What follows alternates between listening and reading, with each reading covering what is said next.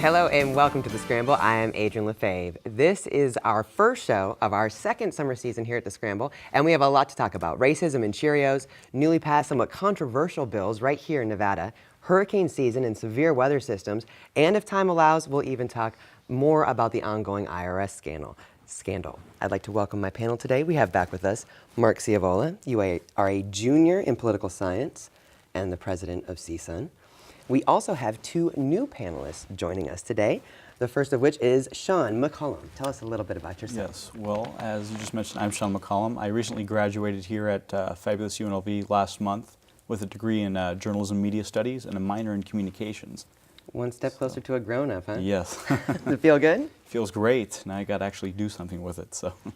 Now is the time, right? Yes. And we also have with us today Roxanne Tracy. Tell us a little bit about yourself. Okay, well, as you said, my name's Roxanne Tracy. I'm a major in environmental studies. I'm a senior, so I'll be done in December. And after that, I plan to go to graduate school in environmental studies. So you're just going to keep on trucking once you Yep, graduate. that's the plan. That's exciting too. And back with us today as well, we also have an oldie but a goodie, Jenny Lees. You are a graduate student in journalism and media studies. Yes. Thank you all for being on the show. Let's jump right in. Cheerios recently released a new ad featuring a biracial family. It shows a little girl walking up to her white mom, asking if Cheerios are good for the heart. Her mom explains that yes, they are, and the little girl then proceeds to pour the whole box of Cheerios on the chest of her napping black father. Seems pretty cute and harmless, but Cheerios has actually gotten a lot of heat. They've had to disable comment ability on its YouTube page due to very racist and inappropriate comments. First of all, Sean, I'll start with you on this one. Are you shocked that this level of racism still exists? I am shocked, actually. I actually saw the commercial for the first time the other night. I believe it was Monday night. I didn't see anything wrong with it personally. I thought it was absolutely fine, acceptable. I did not learn, however, till you just mentioned that they had to disable their comment section on YouTube. I am a little shocked. I mean, this is, come on, it's 2013, so I was a little shocked, and I personally, like I said, saw nothing wrong with it, and it is kind of shocking that this still goes on today. I mean, it's like, come on, people. So. It seems a little archaic to a lot of people. Mark, what do you think? I think anyone who's shocked by what was in the comments of the YouTube video doesn't really look at the comments of any YouTube video. I think the comments on YouTube are incredibly racist and bullying and aggressive and nasty, and increasingly so. And it's not just for this ad, it's for pretty much anything that would elicit any kind of a response. And so I think it's a much larger problem than this one video.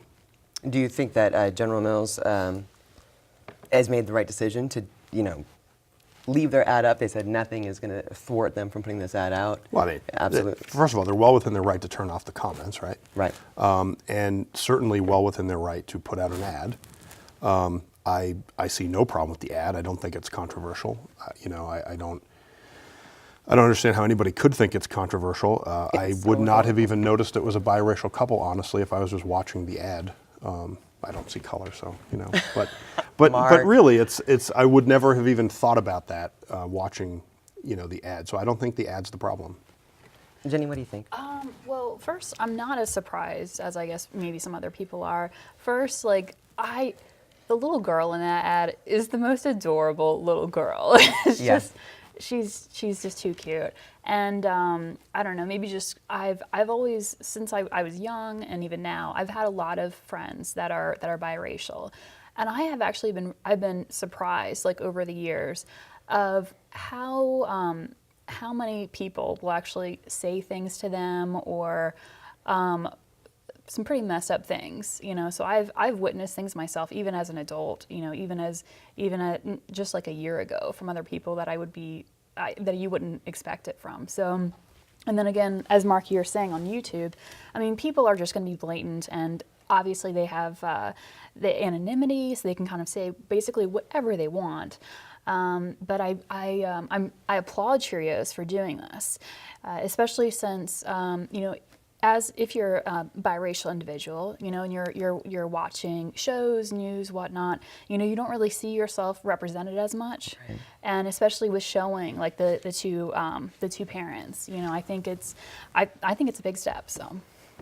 Roxanne, let's break you in. What do you think about this? Yeah, I agree with especially what you said about the YouTube comments. You can go on any video on YouTube. It could be like the most inoffensive. It could be a person standing in a field of flowers and someone will have something horrible to say and start a huge fight. It's like, that's how YouTube works. I don't know why, that site especially, but they just seem to draw in like all these negative comments. And so if there's any issue, I guess if you want to consider that an issue still that people have with biracial couples, then it's going to draw out all the negativity that these people have. And like you were saying about people being anonymous, people that might not necessarily go out in the real world and say something to someone because they don't have the guts to or whatever, they feel like they can there because what are the repercussions from it? Someone might comment back something, but you know, yeah. Well, and too, a lot of the feedback has been really positive. You know, we want to see more of this. Yeah. There's a lot of underrepresented.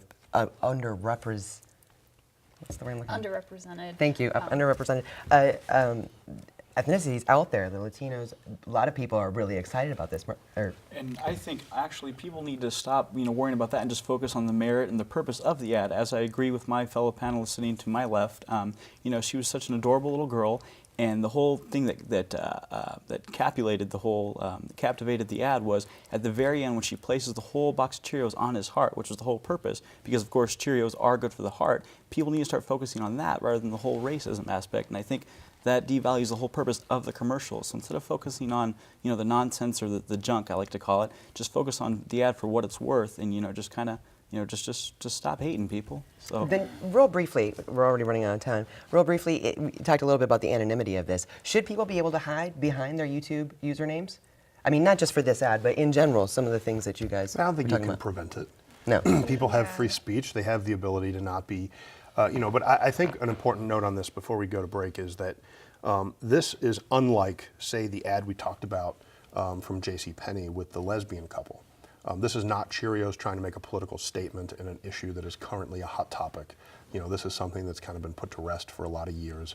And so I really don't think that people should be playing up the controversial nature of the video itself. I don't think it is controversial. I think that heart disease is more prevalent within the black community as well, so there's no reason not to have black people featured in an ad that focuses on the benefits to heart health that Cheerios offers. So I think the video is innocuous, and I think that people just need to grow up. Right. So we have to live with their right to privacy and say whatever they'd like. I didn't see any of the YouTube comments that were written. Well, they were. But I'm thinking they must have been so horrific and so insanely bad for them to disable the comments. Because as we've said, typically YouTube comments are terrible. So. All right. I think we've laid that one to rest. It is pretty surprising though. When we come back, we're going to jump into the 77th session, legislative session that just ended, and a lot of those bills that went through, some that are getting a lot of attention right now. And probably before we go to air, we're not going to know if some of these bills will be vetoed. So stay with us. We'll be right back talking about the session. For others, it may have just been a summer job. But for me, it was training. Now I'm an Air Force pararescueman, and my job is to save lives. Make the right choices today, and be ready for the challenges tomorrow. This message is brought to you by the U.S. Air Force.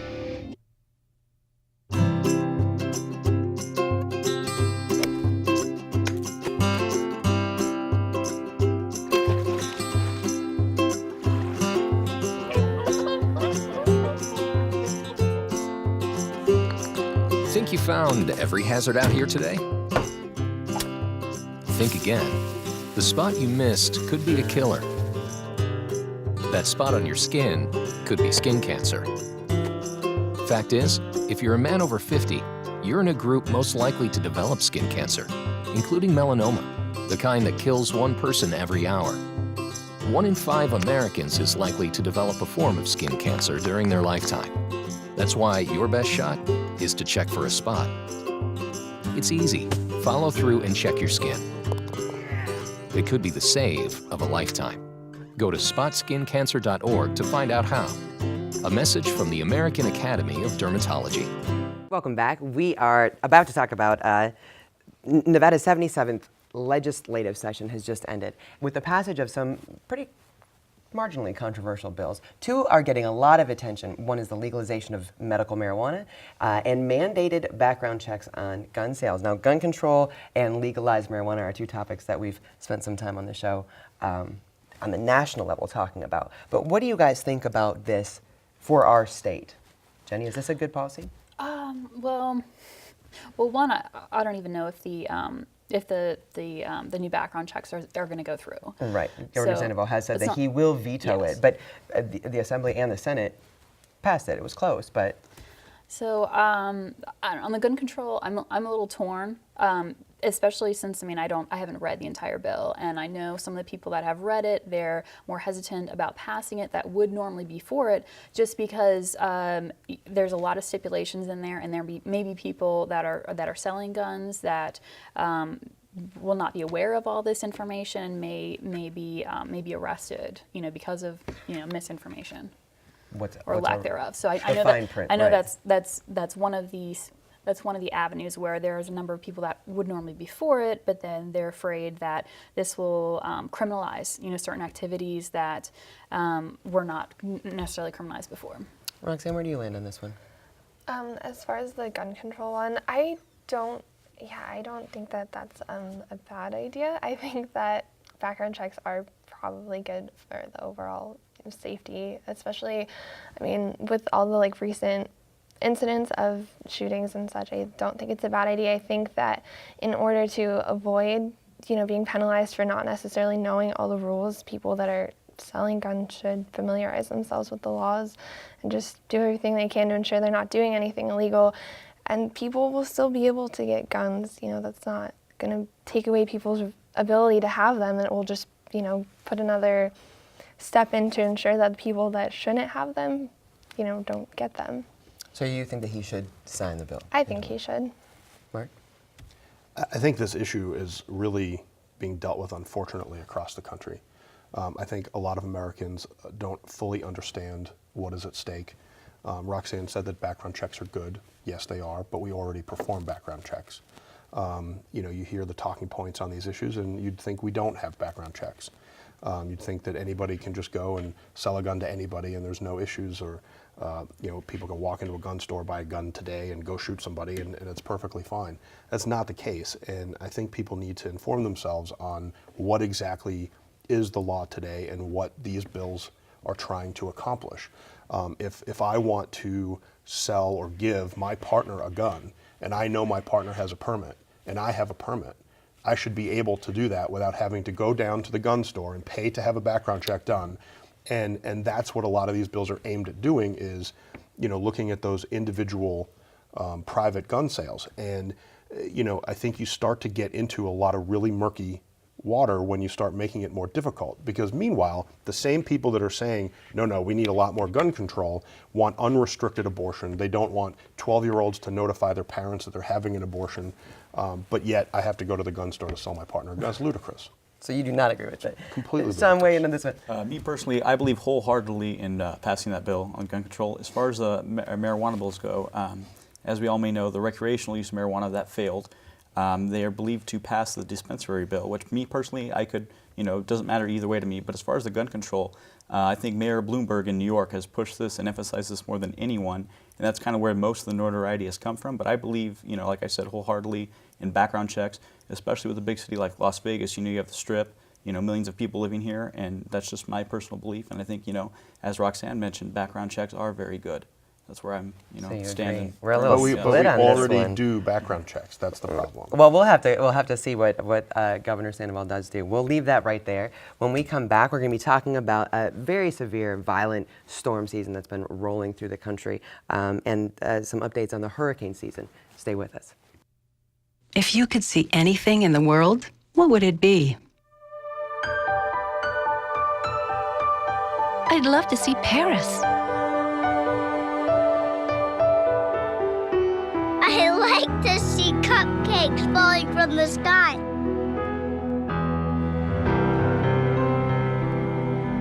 My daughter, married and happy. I want to see things the way I used to.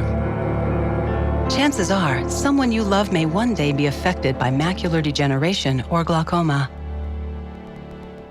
Log on to seeabettertomorrow.org or call 1-800-437-2423 to learn about glaucoma and macular degeneration. Call 1-800-437-2423 or log on to seeabettertomorrow.org. I just want to see more of the things I love. I remember the moment. I'll never forget that moment. That moment? It was a moment that changed my life. I'd been training with my team for months, and now we had been called up for the first time. The real deal. Wildfires were getting dangerously close to homes. At that moment, I got my first taste of just how important the Guard is to my community. See how the Guard can be an important part of your life at NationalGuard.com. Oklahoma is still recovering from a string of deadly tornadoes. Now other parts of the country face a foreboding announcement about the hurricane season that just began. Florida's Representative Debbie Wasserman Schultz had this to say about the storm season. NOAA, the National Oceanographic and Atmospheric Administration, projects, as Senator Nelson just said, an above-average storm season with 13 to 20 named Atlantic storms, 7 to 11 that could strengthen into hurricanes, and 3 to 6 that could become major hurricanes. Roxanne, I'm going to start with you on this one.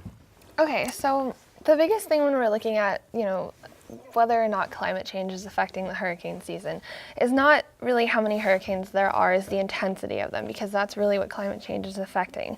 There's two major ways that climate change makes hurricanes worse. The first is that with warmer temperatures both in sea and in the air, the evaporation is increased. Evaporation is what drives the strength of the winds on the hurricane. So as evaporation increases, the winds get stronger.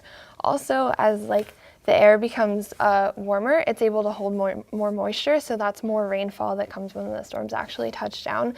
The second way is with the melting ice caps, the sea level is rising. And so what happens is before a hurricane actually lands over a continent, it sends out a storm surge, which is like a huge wave that precedes it.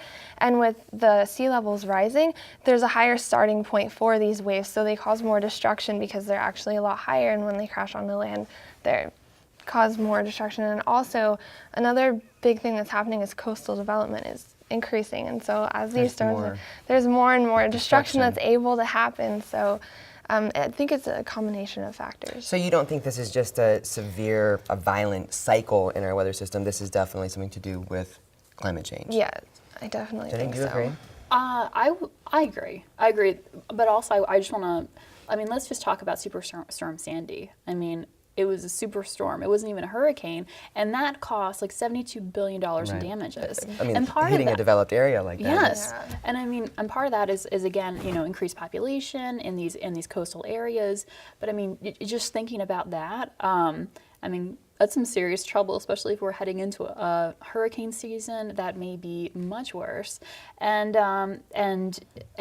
with hurricanes, you're also getting more debris, more trash, whatnot into the oceans. Right. And Alaska is still getting wash-ups from the Japan tsunami. Right. And that's not good. No. Not good at all. Sean, where do you land on this? Well, I agree as well with the May 20th hitting in Moore, Oklahoma, and then just recently in El Reno, Oklahoma. I actually had a personal family friend of my father who was affected by the first one, May 20th. It really hit him, and especially the whole Oklahoma City area who were affected by it. So I agree, and it's just it's a lot lately. So that's kind of where I stand on this. I agree that it has to do with the global warming, the climate change, and that's. So you think that it's just this is just more reason for people to perk up and pay attention to that topic? Yes, kind of be a little more cautious. At the same time, this is coming on the heels of a record 7 years without a major hurricane, right? So clearly this is not a pattern of increasing because we've had 7 years without a major hurricane. I also wouldn't let Debbie Wasserman Schultz give me advice on what tomatoes to buy, but that's irrelevant to the point. Yes, I think what Roxanne says about a combination of factors is true. I think that, we have, one of the articles that I read said that there is a cyclical nature in the surface temperatures of the ocean, and that obviously plays a part in that as well. So I wouldn't be so quick to throw everything into the climate change boat, because there's a lot of science missing on that, and there's a lot of conjecture on what means what when we're trying to tie climate change to other issues. But certainly I think people need to know how to, well, first they need to evacuate. People need to listen to the warnings when they come. Need to prepare for and this. there'll be certainly much less loss of life if they do. Perfect timing. We have to take a short break.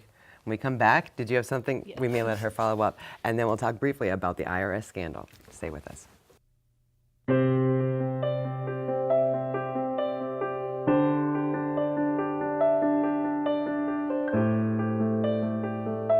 At what age is the color that your skin was meant to be no longer beautiful? Every year, millions of young women try to change the skin they were born with and say they die for darker skin. Sadly, some actually do. Melanoma is the second most common cancer in teens and young adults 15 to 29. And one person dies from melanoma every hour. It's time. Change your thinking, not your skin. Stop tanning. Learn more at spotskincancer.org. A message from the American Academy of Dermatology. Winston, just one more inning, Grandma. Ever notice how many things today kids can do without actually moving? A whole lot of things their parents used to do the hard way. So many kids' activities today seem to leave out the activity part, which makes exercise even more important for children. In fact, new research tells us the best time to enhance bone development is during childhood and adolescence. And just getting children to walk an extra 35 minutes a day could spare them the pain of thinning bones later in life. Healthy bones come from healthy habits. Encourage your kids to get up, get out, and get moving. Hello. Hey, Grandma, how about another grape soda? A public service message on building strong bones for kids from the Pediatric Orthopedic Society of North America and the American Academy of Orthopedic Surgeons. Before the break, we were talking about the violent storm systems that have been moving through the country, whether they're just part of a cycle or if they are part of climate change. Jenny, you had a follow-up. Yeah, I was just going to say one other thing. And also, like with climate change, you're getting something else called weather weirding, where you're getting a lot of unexpected, you're getting a lot of cold weather, a lot of warm weather, and it's really shaking things up quite a bit. So, I mean, it's not just something straightforward where it's going to be more hurricanes, more this and that, but you are getting very strange weather, and that has been incremental, for sure. So it's definitely something. I mean, this is going to be one heck of a season if these projections are correct. So let's briefly talk about the IRS. A couple weeks ago, we talked about the fact that the IRS had this scandal break that they've been targeting conservative groups. New reports reveal that the IRS has spent $50 million on conferences over the past 3 years. It just seems to be building in a way, this scandal, the news that it's coming out. What can be done, do you think, at this point to resolve this? I mean, bring people out, fire people. I mean, plus the stuff that they're spending money on, and a lot of these conferences, they're saying there are at least 50 people these conferences, right. And there was like 220 of these conferences with $50 million. That is a lot of money for conferences from not a lot of people, and they're throwing money away at silly things, you know, at Gilligan's Island redos and the line dancing video. Yeah, line dancing video and the Star Trek one. It's completely insane. So you think people really need to be identified and? I think the people that are budgeting the money for this, I mean, the first thing is transparency for this information to get out and for us to be aware of this and figure out, you know, this is obviously this is ridiculous spending that they shouldn't be spending in the first place. Hammer down. Roxanne, what do you think? Yeah, I agree. I think it's completely ridiculous. Like she was saying, the stuff that they're spending money on is so frivolous, and in a time when, you know, budget cuts are being made everywhere, and, you know, things like education and stuff are like being punished, for lack of a better word, for, you know, lack of funding right now. It just seems crazy to be 50 million is spending that kind of money on, you know, just things that aren't really needed, in my opinion. I feel like they could get the same done with a lot less money spent. Sean, what about you? How can this be, I mean, for the public as well, just hold people to account? Well, I agree. I adhere to Roxanne as well. You know, education is the most important thing because that gets you to where either you're going or you want to go. You need to focus on that a lot more. And what really threw me, as you mentioned up earlier, was line dancing. I actually caught that on Letterman last night. I think that was just downright because it is funny. Ridiculous. It's funny, but at the same expensive. time, ridiculous and very expensive. So they need to buckle down and get together. They need to, I should say, probably get their priorities straight and really see what needs to actually get fixed in this country. And instead of just having fun or whatnot, just kind of buckle down and focus on the more important topics. That's kind of where I am with this whole topic. Adrian, you know what they say, nobody parties like an IRS agent. I have not heard that cliche. You know, look, this is not the first time an agency in this government has had a similar issue with lavish conferences. This is not the first time. I have to interrupt you. On the other side of this break, tell me about, this is not the first time. I will do that. Stay with us, we'll be right back. What you doing, Dad? My favorite thing. Really, Dad, what are you doing? Paying bills. Every month a stack of them come, just as regular as the rain. What's this one? That's a special one, son. I pay it first. How come? It's money for my retirement account. I put some money aside each month, just like I was paying a bill. Wouldn't you rather buy something? I don't want to work forever, and I don't want you to have to support me in my old age. In a way, I'm buying peace of mind. I'm on the installment plan.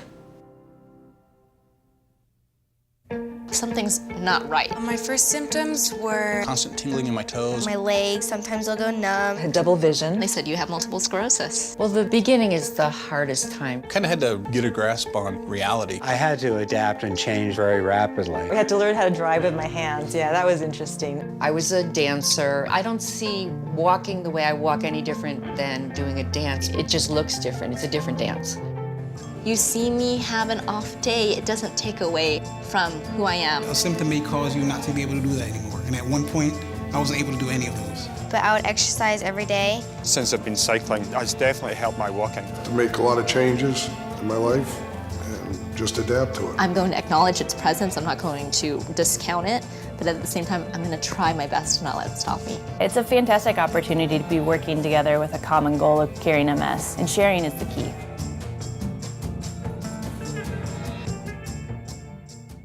Welcome back from the break. Mark, I interrupted you. We're talking about the IRS scandal spilling. Yeah, this is not the first time that an agency's had an issue with lavish conferences. This is not the first time that agencies in this administration have had problems with overspending or corruption or any number of things. They were asked to provide information. They provided half the information. Treasury Secretary Tim Geithner provided half the information that was requested, which is not a surprise since he can't fill out his own taxes. You know, this is a bigger problem, and until people stop, you know, you mentioned budget cuts. The government hasn't cut. The government's grown. So until we stop that, we're going to continue seeing these things. We are out of time. We are out of time. That's where we're going to have to leave it. Now, you know what we think. Let us know what you think. Share your thoughts, opinions, comments, anything you'd like to share with us. Send it to the Scramble, thescramble.unlv@gmail.com, and you can also catch full episodes of The Scramble at UNLV-TV.edu. These shows always go by so fast. So for all of us here at The Scramble, thanks so much for joining us, and we hope to see you here back next time.